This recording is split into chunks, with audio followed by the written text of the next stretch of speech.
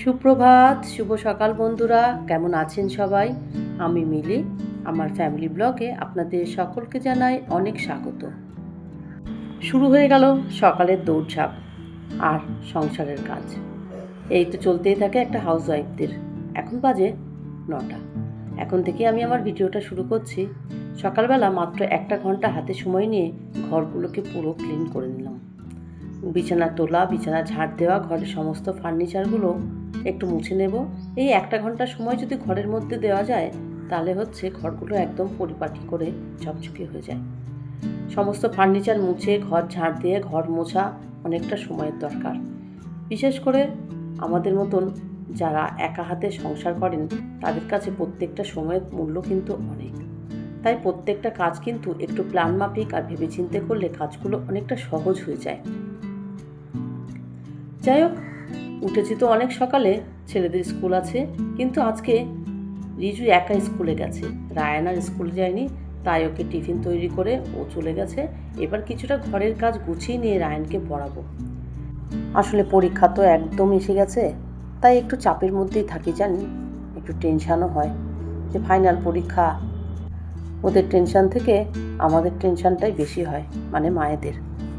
যাই হোক, রুটিন তো দিয়ে দিয়েছে, বারবার রুটিনের দিকে তাকাচ্ছি, কবে কোন পরীক্ষা আছে, কি হবে না হবে, মানে এটাই ভাবতে ভাবতে অনেকটা সময় চলে যায় জানেন। আর পরীক্ষাটাও দিয়েছে অনেকটা লং, মানে অনেকটা গ্যাপ দিয়ে দিয়ে পরীক্ষা। এতটা পরীক্ষার গ্যাপ থাকলে না পরীক্ষার এনার্জিটাই থাকে না। যাই হোক, ঘরগুলোকে ঝাড় দিয়ে নিই, তারপরে তো রান্না করব। আজকে একটা নতুন জিনিস রান্না করব, সেটা আপনাদের সঙ্গে শেয়ার করব অবশ্যই। এই ঘরেও চলে এলাম, বিছানাটা একদম ঝেড়ে টান টান করে দিলাম। আর রায়ানকে আর বিছানাতে বসাইনি জানেন, সারা বিছানার চাদরে তাহলে কাগজ কুটিকুট করে ফেলবে। এই যে কে বসিয়েছি, পড়ছে অথচ হাতে একটা না একটা কিছু আছেই, দেখেছেন? এত বদমাইশি করে না, বিরক্ত লেগে যায় মাঝে মাঝে। ওকে তো কিছুটা পড়িয়ে নিয়েছি, এবার চলে এলাম ডাইনিং টেবিলটা একটু মুছতে। রাত্রেবেলায় সব মুছে ঠিক করে রাখি, কিন্তু সকালবেলা ওই যে রিজু স্কুলে গেল, টিফিন তৈরি করলাম, এখানেই রাখলাম, ও এখানে বসে খেয়ে গেল। তাই টেবিলটা একটু বেশি নোংরা না হলেও কিছু তো টুকটাক পড়ে থাকে, সেগুলোকে একটু মুছে পরিষ্কার করে নিলাম। নিয়ে মেঝেটা ভালো করে ঝাড় দিয়ে নিয়েছি। এবার ঘরটাকে ভালো করে মুছবো। ঘরের কাজগুলো সব কমপ্লিট করা থাকলে রান্না করতে কিন্তু সুবিধা হয়। ওই রান্না করতে করতে বারবার ঘরের কাজ করতে গেলে না রান্নাটাও মন দিয়ে হয় না, আর ঘরের কাজগুলোও মন দিয়ে করা হয় না। কিন্তু মাঝে মাঝে এমনও হয় সব কিছু রুটিন মাফিক বা প্ল্যান মাফিক কিন্তু হয় না জানেন, একটু এলোমেলো তো হয়।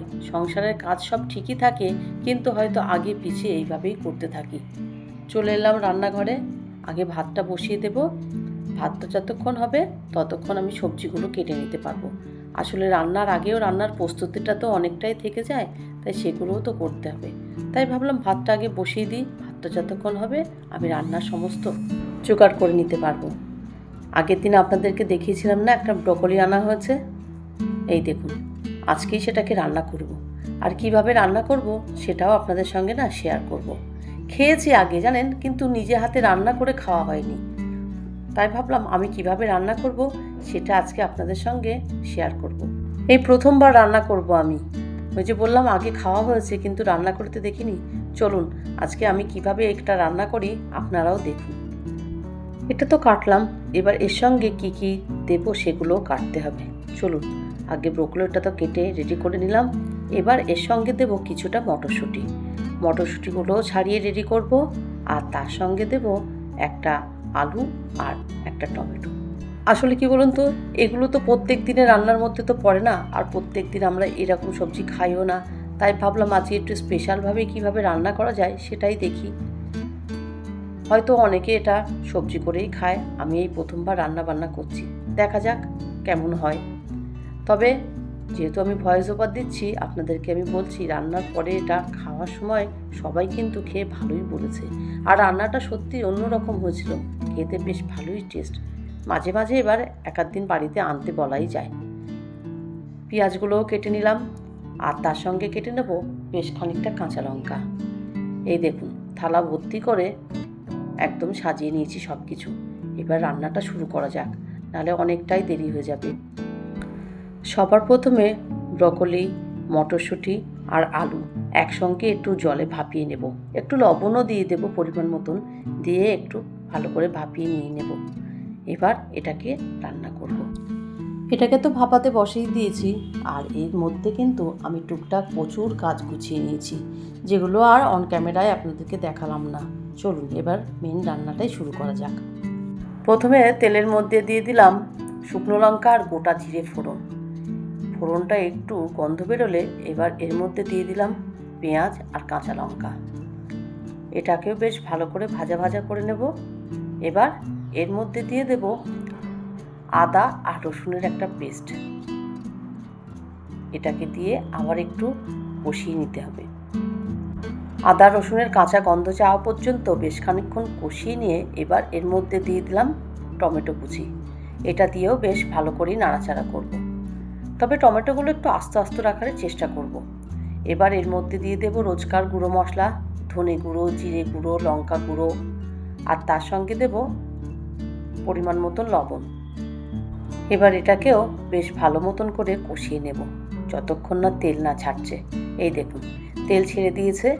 এবার আগে থেকে ভাপিয়ে রাখা ব্রকলিগুলো দিয়ে দেব, দিয়ে আবারও বেশ খানিকক্ষণ ধরে কম গ্যাসে একটু নাড়াচাড়া করব। দেখলাম লবণটা একটু কম হয়েছে, তাই লবণটা আবার পরিমাণ মতন দিয়ে ঢাকা চাপা দিলাম। আর এইদিকে দেখুন মাছ নিয়ে এসেছে, এটাকে এখন ধুয়ে পরিষ্কার করতে হবে। মাছটা কী দিয়ে রান্না করব সেটাও আপনাদের সঙ্গে শেয়ার করব। আগে চলুন দেখি ব্রকলিটা কেমন হলো। এই দেখুন একদম বেশ মাখো মাখো হয়ে এসেছে, রেডি হয়ে গেল আমার ব্রকলি রান্না। খেতেও কিন্তু দারুণ হয়েছিল জানেন, দেখতে যেমন সুন্দর হয়েছে খেতেও ঠিক তেমনই হয়েছিল। আপনারা চাইলে বাড়িতে এভাবে বানিয়ে দেখতে পারেন। আর এই ব্রকলি দিয়ে কী কী রেসিপি করা যায় আমাকে অবশ্যই কমেন্ট করে জানাবেন। আর এই যে ডাঁটা আলু দিয়ে মাছের ঝোল করেছিলাম। এই তো ছিল রান্না বান্না। সন্ধেবেলা একটু সিমুই রান্না করেছিলাম, যেটা খেয়ে ছেলেরা এখন পড়তে বসবে। তাই আজ আর ভিডিওটা বড় করলাম না, আজ তাহলে আসি। আবার আসবো নতুন একটা ভিডিও নিয়ে। সবাই খুব ভালো থাকবেন, সুস্থ থাকবেন, সাবধানে থাকবেন। আর ভিডিওটা ভালো লাগলে অবশ্যই একটা লাইক করে দেবেন।